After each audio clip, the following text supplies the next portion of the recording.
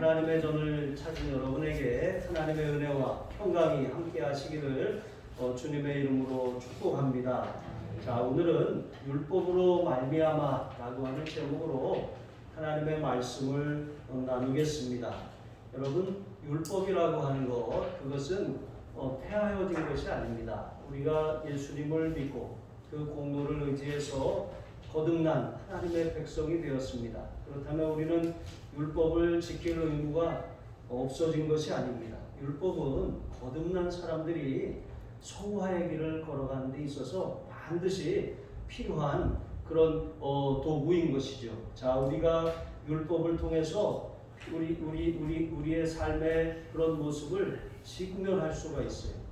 이제 거룩한 삶을 살도록 우리 자신을 거울처럼 비춰볼 수 있다라고 하는 것입니다. 율법 앞에 우리의 자신에게는 아무런 소망도 없고 절망할 수밖에 없다라고 하는 것을 이제 깨달으면 우리가 구원을 위해서 예수님만을 의지했던 것처럼 또한 우리가 성장하고 거룩한 삶, 이 성화의 길을 걸어가는 데 있어서 오직 예수님만을 의지하고 자라나게 된다는 거예요.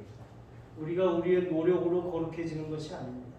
우리의 그런 공로를 통해서 구원받은 것이 아닌 것처럼 성화의 길도 우리의 노력이 아니라 오직 은혜로 예수님을 믿는 그런 믿음을 가지고 거룩함으로 나아가는 줄로 믿습니다. 자, 그래서 우리가 율법으로 말미암아 하나님께서 우리에게 하시는 일, 율법을 통해서 우리의 이 구원받은 우리의 삶에 그런 역사하시는 이제 그것에 대해서 우리가 살펴보며 은혜를 나누겠습니다. 첫 번째로 율법은 죄를 죄로 인식하고 또 깨닫게 하는 기능을 하는 것이죠. 7절에 보시면 율법에 대하여 이제 바울은 죽어야 된다고 말했습니다. 내가 죽어야 주님이 사는 거예요. 내가 이 율법에 대하여 죽어야 되는데 율법은 결코 죽지 않고 1.1획이라도 없어지지 않고 다 이룬다 그랬습니다. 이 율법에 대해서 우리가 죽는 것밖에 율법에서 해방되는 길은 없는 것입니다.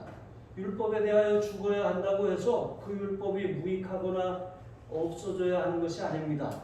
또 이 바울은 또한 죄의 정욕이 율법으로 말미암는다고 말씀했습니다.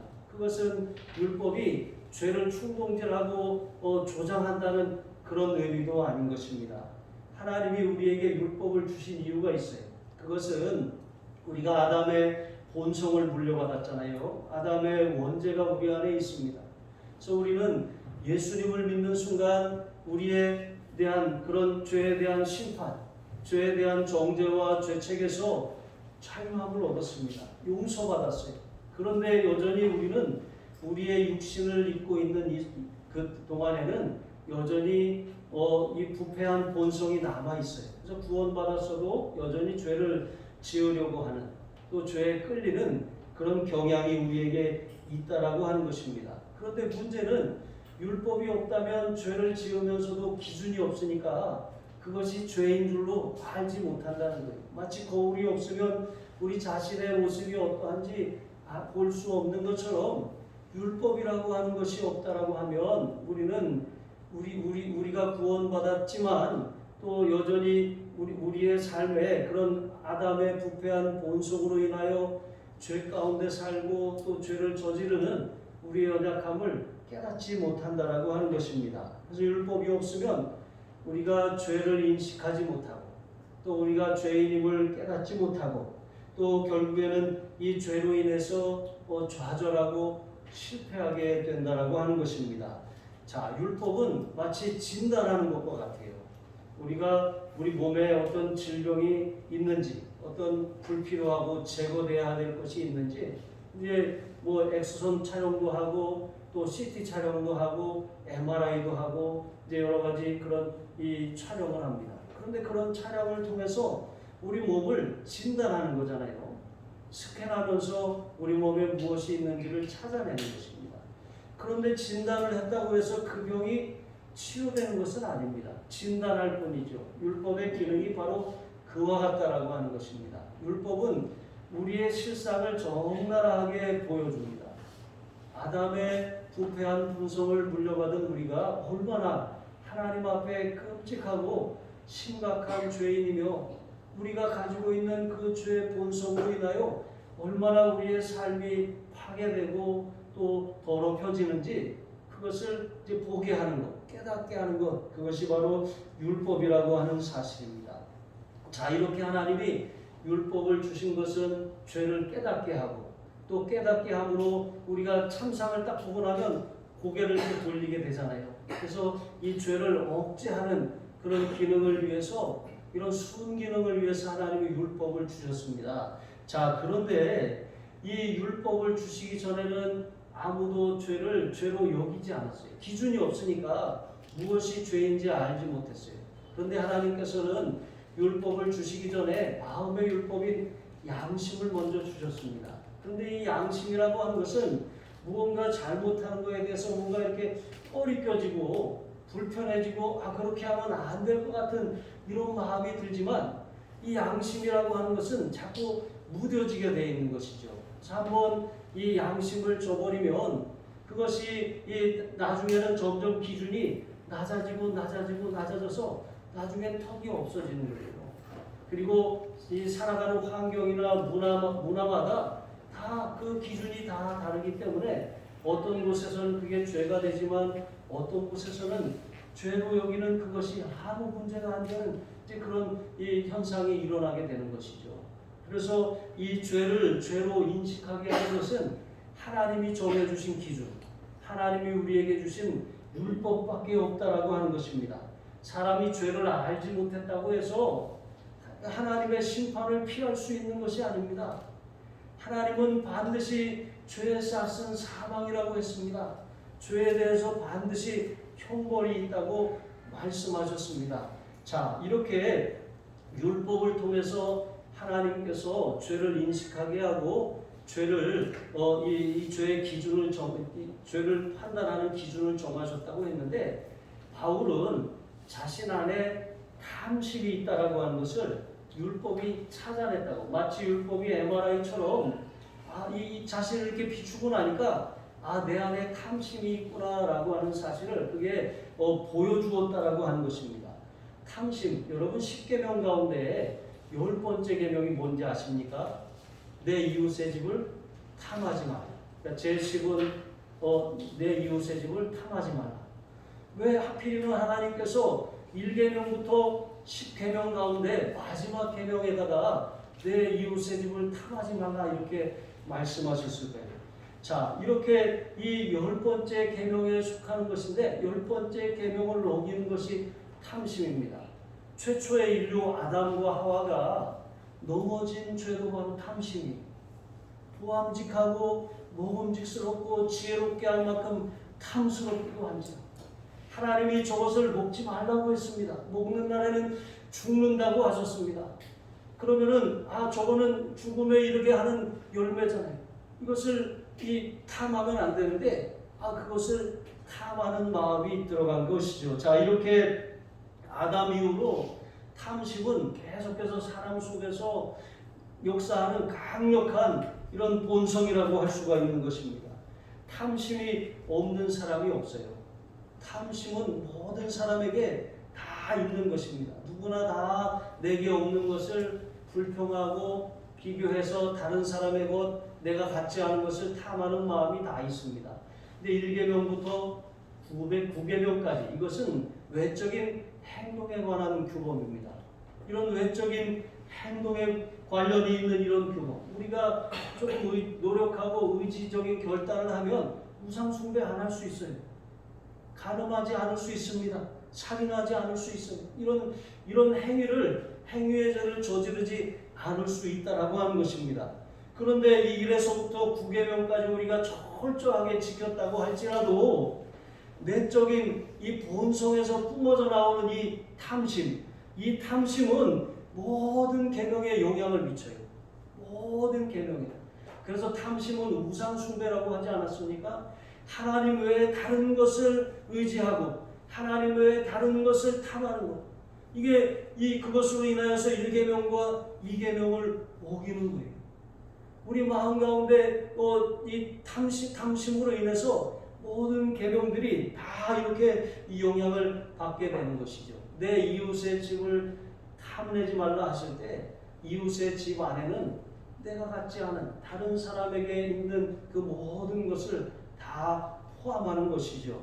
자, 이렇게 모든 죄악의 근본적인 그런 내적인 동기와 관련된 게 바로 이 마지막 10번째 계명, 탐심이라고 하는 것입니다. 자, 이렇게 이것을 알지 못하고 사람들은 이 탐심을 미워해요. 이거는 자아실현의 욕구일 뿐이야. 이렇게 좋은 말로 포장하고 이렇게 말하는 것입니다. 그런데 가만히 들여다보면 이런 탐심이 누구에게나 다 있는 거예요. 내가 갖지 않은 것을 보면 갖고 싶은 마음이 생기는 것입니다. 견물생심이라고 하죠. 자, 이렇게 우리의 마음 가운데 만약에 이 하나님의 율법이 탐심을 규정하지 않았다면 이것이 죄라고 인식하지도 못했을 거라고 하는 것이죠. 자, 영국에 콩클랜트 백작이라고 하는 분이 있습니다. 자, 이분이 이제 아침 일찍에 이제 부엌 앞을 지나가다가 그 여성 요리사, 자기 집 안에 일하는 요리사가 하는 말을 들었어요. 뭐라고 말했냐면 5파운드만 있으면 얼마나 좋을까. 그래서 지나가다가 그 얘기를 들었잖아요. 죽은 사람 소원도 들어준다는데 하면서 5파운드를 꺼내서 그 요리사에게 주었다고 합니다. 그리고 나서 이렇게 가만히 뒤로 물러나서 어떻게 하나 이렇게 봤대요. 그랬더니 요리사가 그 5파운드를 받았으면 굉장히 기뻐하고 감사해야 되는데 내가 이까지 5파운드 갖고 뭘 한다고, 차라리 10파운드가 필요하다고 말할 거야. 이렇게 했다는 거예요. 자, 이렇게 인간의 탐심이라고 하는 것은 끝이 없는 것입니다. 청교도의 한 사람이었던 존 오웬은 우리가 어떤 사람을 판단할 때 그 사람이 어떤 사람인 줄 알려면 그 사람의 행동보다는 그 마음이 어떤 욕구를 쫓아가고 있는지 그것을 보면 그 사람이 어떤 사람인지 알 수 있게 된다고 말했습니다. 여러분, 율법이라고 하는 것은 바로 이렇게 우리 안에 탐심이 있다라고 하는 것을 드러내는 것이죠. 탐심이라고 하는 것이 죄라고 하는 사실을 드러내는 거예요. 예수 믿기 전에는 이게 왜 죄야? 라고 그렇게 생각하던 것들이 예수 믿고 나니까 하나님의 말씀의 거울에 비춰보니까 우리가 정말 너무나도 많은 죄악을 저지르고 살아가는구나 하는 사실을 깨닫게 되는 것이죠. 여러분, 이것이 율법의 기능입니다. 율법은 우리를 진단합니다. 율법은 죄를 인식하게 하고 우리가 죄인임을 깨닫게 해요. 그런데 문제는 율법은 진단만 하지 치료는 할 능력이 없다라고 하는 것입니다. 그러니까 율법을 통해서 죄를 깨달으면 나 같은 사람이 무슨, 나는 죄가 많아서 예수를 믿기가 좀 어려운 것 같아요. 여러분, 이렇게 말하는 것입니다. 이게 어떻게 보면 자연스러운 결과라고 할 수가 있는 것이죠. 그런데 더 심각한 것은 율법은 죄를 깨닫게 할 뿐만 아니라 죄를 더 심히 죄되게 한다고 그랬어요. 이 죄를 더 활성화시키는 게 바로 율법이라고 말씀하고 있는 것입니다. 8절에 보면 바울은 죄가 기회를 타서 계명으로 말미암아 온갖 탐심을 이루었다고 말합니다. 여기서 기회라고 하는 이 단어는 분사용어예요. 거점이라고 하는 뜻을 가진 이제 분사용어입니다. 하나님이 율법을 선한 의도를 주신 거예요. 율법을 통해서 죄를 깨닫고 죄에 대해서 인식하고 죄로 여기지 않던 것들을 죄로 그렇게 자각하게 하기 위해서, 그래서 그 죄의 참상을 보고서 나는 죄가 싫어하고 죄를 멀리하도록, 그것이 율법을 주신 그런 목적이고 기능이라고 하는 거예요. 그런데 이 율법을 악용해서 범죄하게 되었다고 말하는 것입니다. 이게 무슨 말이냐면 죄가 율법을 거점으로 삼아서 온갖 탐심을 불러일으켰다고 말하는 거예요. 온갖 탐심이라고 했잖아요. 그러니까 탐심이라고 하는 것은 여러 모양으로 나타나는 것이죠. 재물에 대한 탐심도 있습니다. 사람에 대한 탐심도 있어요. 여러 가지 어떤 명예에 대한 탐심도 있고 권력에 대한 탐심도 있습니다. 다양한 모양으로 이 탐심이 나타나기 때문에 바울은 온갖 탐심이라고 말하는 거예요. 그런데 어떻게 해서 율법이 죄를 더 활성화시키고 그것을 더 자극했냐? 여러분, 우리가 아담과 하와의 사건을 통해서 알 수가 있어요. 하나님께서 창세기 2장 17절에 보면 선악과를 먹지 말라고 분명히 말씀하셨어요. 이것은 계명입니다. 계명은 율법의 다른 말이죠. 하나님이 선악과를 먹지 마라 이렇게 말씀하셨으면 그 계명을 지켜야 되는데, 그런데 그 계명을 가지고 그것을 거점 삼아서 죄가 마귀가 공격하는 거예요. 야, 하나님이 참으로 너희더러 동산 모든 나무의 실과를 먹지 말라 하시더냐? 하나님이 동산 모든 나무의 실과를 먹지 말라고 하신 것이 아니라 이 한 가지 선악과를 따먹지 말라고 한 것입니다. 그런데 사단은 야, 하나님이 동산 모든 나무의 실과를 먹지 말라 하시더냐 이렇게 말하는 거예요. 하나님이 주신 계명에 대해서 의심하게 만들고, 하나님이 주신 계명에 대해서 이제 이 소위 말하면 합리적인 의심을 갖게 하는 것입니다. 왜 그것만 먹지 말라고 하셨지? 모든 것을 다 허락하셨는데 왜 그것만 안 된다고 하셨지? 뭔가 이유가 있을 거야. 자, 이렇게 생각하게 만드는 것이죠. 하나님의 말씀에 대해서 흔들어 놓는 거예요. 정말 그렇게 해야 돼? 라고 생각하게 만든 것이죠. 그래서 흔들리니까 그 다음에 어떻게 합니까?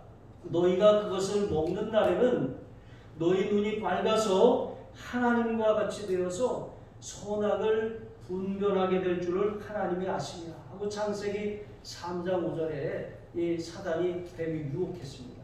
그러니까 하나님의 말씀에 대해서 흔들리니까 거기다가 이제 그래, 야, 이 합리적인 의심을 해봐.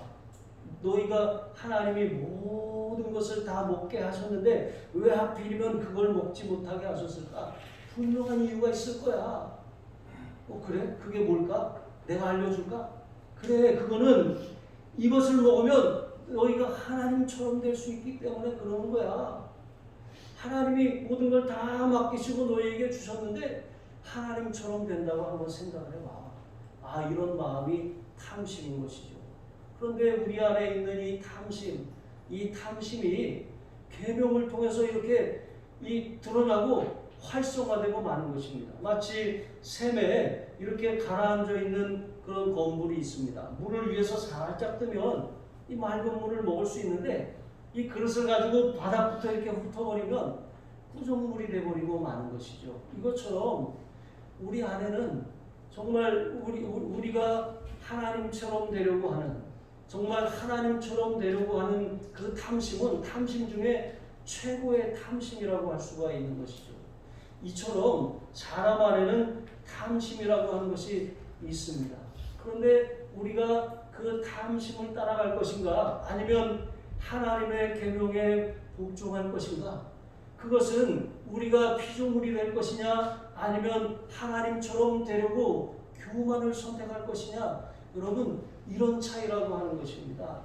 하나님이 우리에게 말씀을 주시는 것은 그 말씀을 통해서 우리가 하나님 앞에 겸손하라고 하는 거예요. 우리는 피조물입니다. 우리는 창조주가 아닌 것이죠. 이 세상을 하나님이 지으셨을 뿐만 아니라 하나님께서 우리에게 맡기시는데, 하나님이 맡기시는 사람들은 하나님의 말씀을 생명으로 알고 순종하는 사람들이에요. 하나님의 말씀을 자기 생각대로 해석하고 또 사단에게 속아서 합리적인 의심을 하는 것이죠. 그런데 사실 그게 합리적인 게 아닌 것이죠. 하나님의 말씀에 대해서 의심하게 만드는 것. 여러분, 요즘의 사람들은 절대적인 그런 권위나 절대적인 진리를 인정하지 않으려고 해요. 하나님이 어디 있냐? 종교가 어디 기독교 하나뿐이냐? 여러분, 모든 권위가 땅에 떨어진 시대로 우리가 살고 있어요. 선생님을 선생님으로 인정하지 않아요. 여러분, 더 이상 이 교회에 대해서 존중하는 마음이 없습니다. 함부로 말해요. 하나님의 이름을 망령되이 일컫는 일들이, 여러분, 우리가 TV 프로만 봐도 얼마나 많이 그렇게 접할 수가 있는 것입니까? 성경, 성경에 하나님을 일컫는 그런 용어들, 영광이라든가 하나님의 이름이라든가 이런 것이 사람들의 놀이거리처럼 그렇게 남용이 되고 있고 함부로 사용되고 있는 것이 바로 오늘의 시대인 것입니다. 여러분, 이와 같이 사단에게 많은 사람들이 속아 있는 것이죠. 그 탐심을 따라서 살아가게 되는 것, 그 탐심이 너무 막 이렇게 활성화된 세상을 우리가 살고 있는 것입니다. 자, 하라는 것은 하지 않으려고 하고, 하지 말라고 하는 것은 하려고 하는 것, 이게 바로 사람의 본성입니다. 율법이 정말 하지 말아라 하면 이게 율법이 사람 속에 있는 탐심을 자극해서 더 하고 싶은 이런 마음이 들게 한다는 거예요. 그래서 율법이라고 하는 것은 우리의 죄를 인식하게 하고 죄인임을 깨닫게 할 뿐만 아니라 우리 안에 있는 그 죄를 더 자극해서 더 죄가 활성화하게 된다고 말하는 것입니다. 그러니까 율법이 죄를 드러내고 인식하면 에라 모르겠다 하고 더 죄를 지을 것이 아니라 우리는 주저하지 말고 우리의 죄에 대해서 인정하고 자백해야 되는 것입니다. 인정하고 자백하면 그 죄가 힘을 잃어버려요. 그런데 에라 모르겠다 하고 그 올라오는 탐심이나 이런 죄를 따라가게 되면 그것이 우리의 삶을 지배하게 되는 거예요. 죄의 주인 노릇하게 되는 거예요. 처음에는 내가 죄를 선택하지만 그 다음에는 죄가 또 다른 죄를 부르고 나중에는 죄가 나를 부르고 그 다음에는 내가 죄의 주인 노릇하고 완전히 사로잡히게 된다라고 하는 거예요. 선택은 우리에게 달려 있는 것입니다. 무엇을 선택할까? 탐심을 선택할 것인지 아니면 하나님을 선택할 것인지 우리가 율법을 통해서 그것을 깨닫고 또 그렇게 선택해야 한다라고 하는 것이죠. 자, 9절에 보시면 이제 계명이 이르기 전에는 인간이 이 죄를 그렇게 인식할 수도 없었을 뿐만 아니라 죄라고 규정할 만한 마땅한 항목이 없었어요. 가끔 뉴스를 보면 그런 소식을 듣습니다. 어떤 일로 인해서 문제가 발생했는데 그것을 처벌해야 되는데 처벌할 규정이 마련되어 있지 않은 거예요. 왜냐하면 시대가 급변하고 있기 때문에 전에는 1년 전, 3년 전, 5년 전에는 상상도 할 수 없었던 일들이 지금 일어나는 거예요. 그런데 그 일이 딱 일어나고 보니까 예전에 그렇게 이 규정해 놓았던 법이 그것을 처벌할 근거가 전혀 없는 거예요.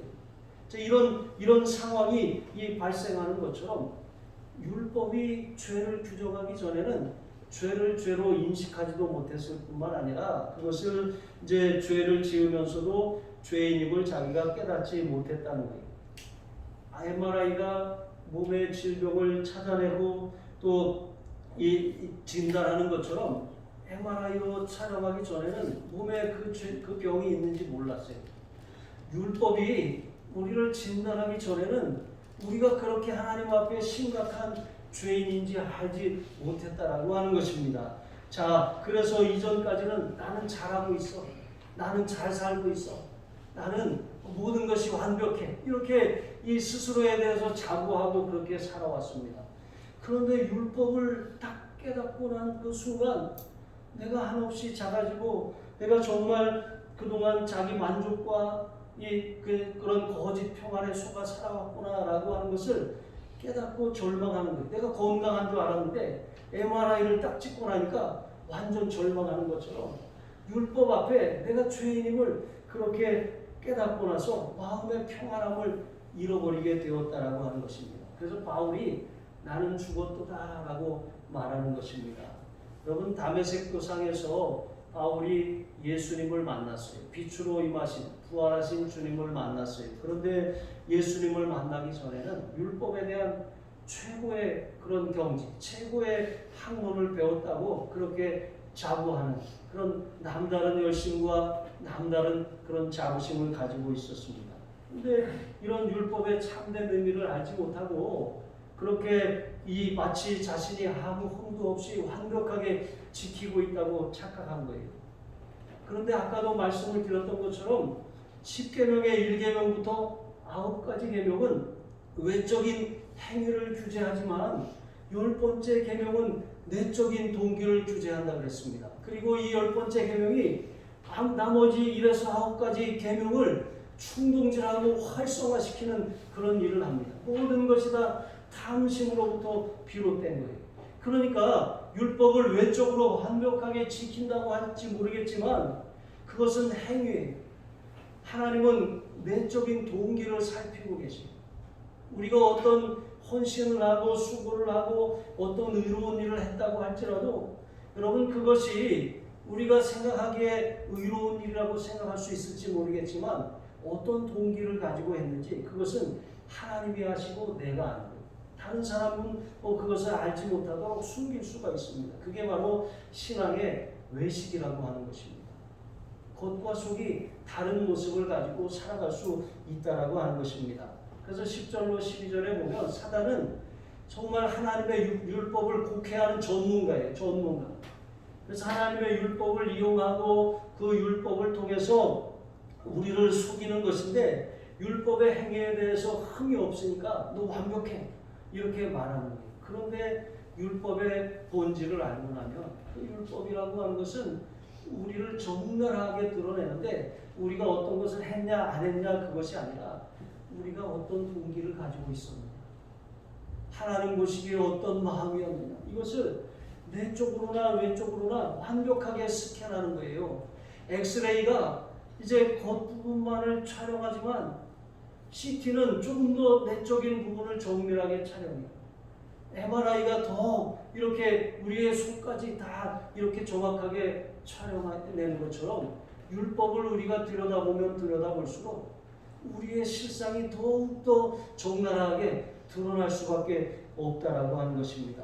그래서 우리가 하나님의 말씀을 대할 때도 그냥 지식으로 그냥 머리로만 이해하면 우리는 그 율법을 통해서 외적으로 이것을 하지 말라고 하시는구나, 이것을 하라고 하시는구나, 이런 정도는 깨달을 수가 있어요. 그런데 그리스도의 은혜 안에서 성령의 조명을 통해서 말씀을 보기 시작하면 우리가 죄로 여기지 않았던 그 죄악의 우리 참상을 보게 되고 우리의 내면을 보게 된다라고 하는 거예요. 정말로 회개할 수밖에 없고 정말로 탄식할 수밖에 없는 우리 자신을 발견하게 된다라고 하는 것입니다. 그래서 사단은 계속해서 율법의 외적인 것만을 강조하게 해요.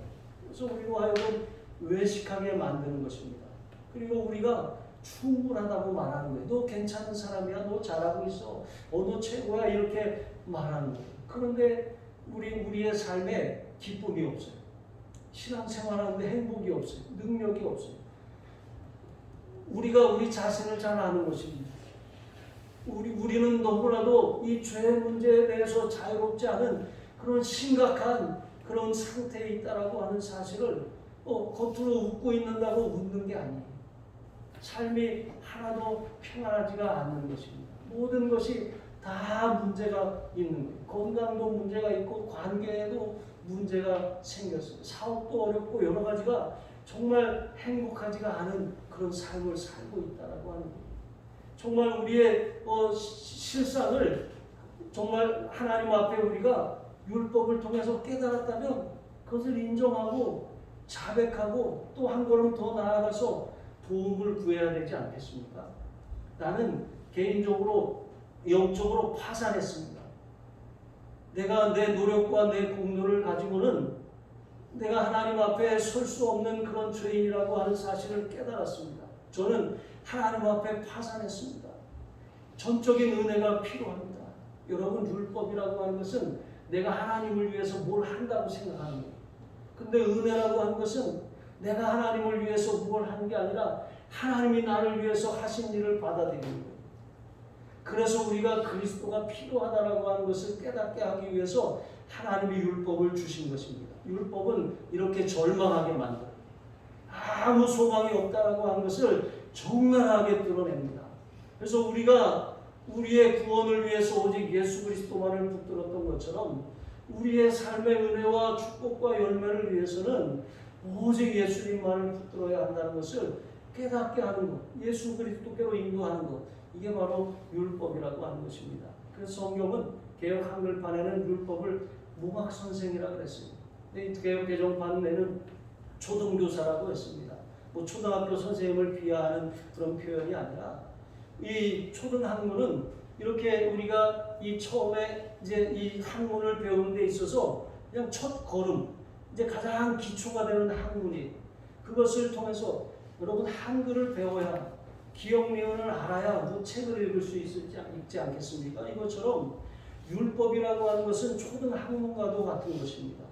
그래서 우리로 하여금 우리의 상태를 깨닫게 하고 죄인임을 발견하게 하고 우리에게 소망이 없고 또 우리는 이것을 벗어날 수 없는 문명이라고 하는 것을 깨닫게 하는 게 율법이.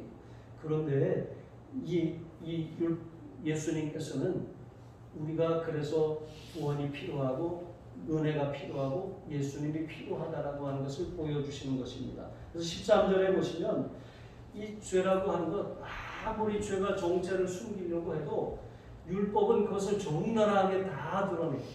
나는 괜찮아 라고 생각하고 난 잘하고 있어 라고 생각하는데 율법은 우리를 적나라하게 드러내는 거예요.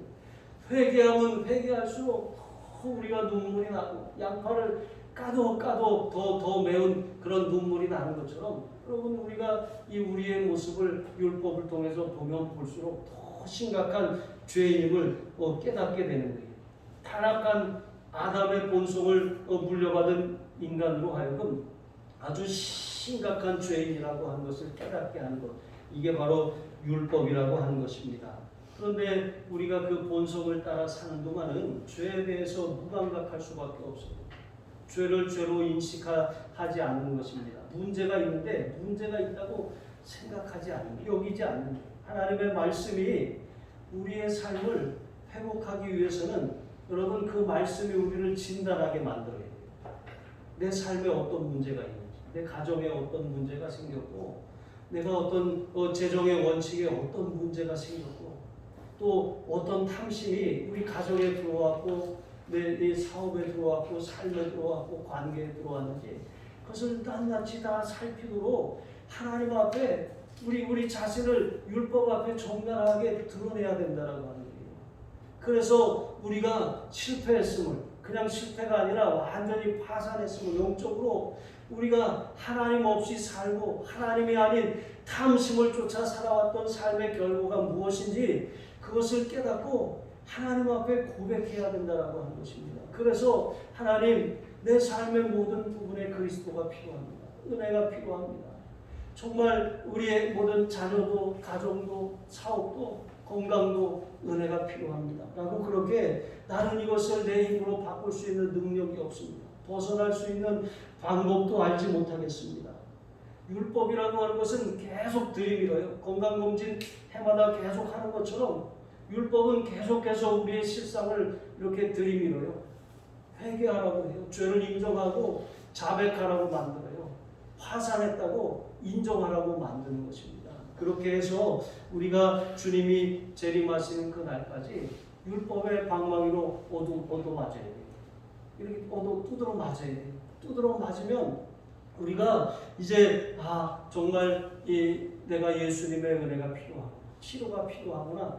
그렇게 비로소 깨닫게 된다라고 하는 것입니다. 율법을 통해서 내가 치료가 불가능한 죄, 회복이 불가능한 죄, 영적으로 어떤 회생이 불가능한 이런 영적인 파산 상태에 이르렀다고 하는 것을 그렇게 깨달아서 예수님만을 바라볼 수가 있게 되는 것입니다. 여러분 빙점이라고 하는 소설을 쓴 미우라 아야코 아시죠? 이 미우라 아야코가 자신의 부부 생활에 대해서 그렇게 이런 글을 썼습니다. 나는 가정 생활에서 칠칠치 못한 면이 많다. 외출해서 돌아오면 코트도 모자도 머플러도 제자리에 놓는 법이 별로 없다. 코트를 어디에 놓았는지도 잊은 채 계단을 뛰어 올라간다. 왜냐하면 조금이라도 남편의 얼굴을 보고 싶어서이다. 여러분 좀 이렇게 그래도 감정이 살아있으시네요. 이 법을 몰라도 참된 행복이 무엇인지 아는 사람입니다. 정말 우리가 이 자녀를 또 형제를 또 이렇게 배우자를 또 다른 사람들을 율법의 눈으로 보기 시작하면 자꾸 지적해요. 판단해요. 그리고 막 이렇게 자꾸 뭘 가리키려고 하는 것입니다. 실수만 보여요. 그래서 자꾸 다툼이 일어나는 것이죠. 그래서 쉽게 비난하고 판단해서 관계를 깨뜨려버려요. 그런데 우리가 은혜의 눈으로 보면, 예수님의 눈으로 보면 장점을 보기 시작하는 것입니다. 그리고 사람이 어떻게 장점만 있어요? 단점도 많잖아요. 흉어물이 너무나도 많잖아요. 그런데 하나님이 그 단점들을 내게 보게 하신 것은 나로 하여금 그것을 보완하라고, 채워주라고 말씀하신 것을 깨닫는 사람입니다. 그래서 예수님, 하나님께서는 아담에게 주신 하와를 돕는 배필이라고 하셨어요. 완벽한 사람은 세상에 없어요. 다 부족합니다. 누군가 그것을 보았다면 그것을 그 사람에게 채우라고 하나님이 보여주신 것이지 판단하고 손가락질하라고 주신 것이 아닌 것입니다. 율법은 존재합니다. 율법은 완벽한 것을 요구해요. 율법은 계속해서 이제 우리를 좌절하고 절망하게 만드는 것입니다. 하지만 은혜는 하나님이 주시는 이 은혜는 우리로 하여금 따뜻하게 만들어요. 정말 우리로 하여금 의무감이나 억지로가 아니라 자발적으로 순종하게 만드는 것입니다.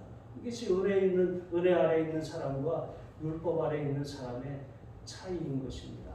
우리가 어떻게 살아가고 있는지 우리 자신을 좀 살펴볼 필요가 있어요. 나는 다른 사람과의 관계를 어떻게 맺고 있나? 나는 내 자녀들에게 어떻게 대하고 있나? 은혜로 대하고 있나? 율법으로 대하는 그런 무서운 엄마는 아닙니다. 우리 자신을 좀 살펴볼 필요가 있는 것입니다. 우리 하늘사랑 교회가 서로 하나 되고 또 이렇게 이 사랑의 끈을 묶여지기 위해서는 서로 장점을 보고 칭찬해 줘야 돼요.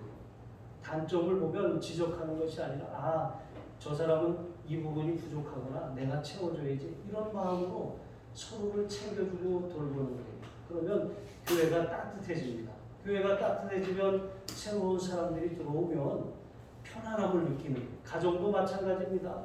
우리가 은혜로 우리 자녀들을 다루기 시작하면 자녀들이 삐뚤어지지 않습니다. 하나님께서 우리 자녀들의 삶에 또한 은혜를 베풀어 주실 줄로 믿습니다. 율법을 통해서 우리가 연약하고 죄인임을 깨달았잖아요. 그러면 우리도 율법의 잣대를 가지고 하나님이 우리를 대하시면 절망할 수밖에 없잖아요. 우리 자녀들도 율법의 잣대로 대하면 절망합니다. 또 우리가 우리 자신에 대해서, 상대방에 대해서 하나님의 은혜로 그렇게 서로를 대하고 또 그렇게 살아가야 할 줄로 믿습니다. 이것이 율법이 하는 일입니다. 여러분, 율법의 심판자는 하나님이십니다. 우리가 아닙니다. 우리는 은혜를 구하는 사람들입니다. 기도하시겠습니다. 하나님 아버지, 율법을 통해서 하나님 앞에 큰 죄인임을 깨닫게 하여 주시옵소서. 행위와 내면에 숨겨놓은 죄악들이 낱낱이 드러나게 하셔서 거룩한 길, 성화의 길을 걷게 하여 주시옵소서. 우리의 의로움이 되시는 오직 예수 그리스도, 율법의 행위가 아니라 오직 그리스도의 공동함을 붙들고 자라나게 하여 주시옵소서. 우리 주 예수 그리스도의 이름으로 기도합니다. 아멘.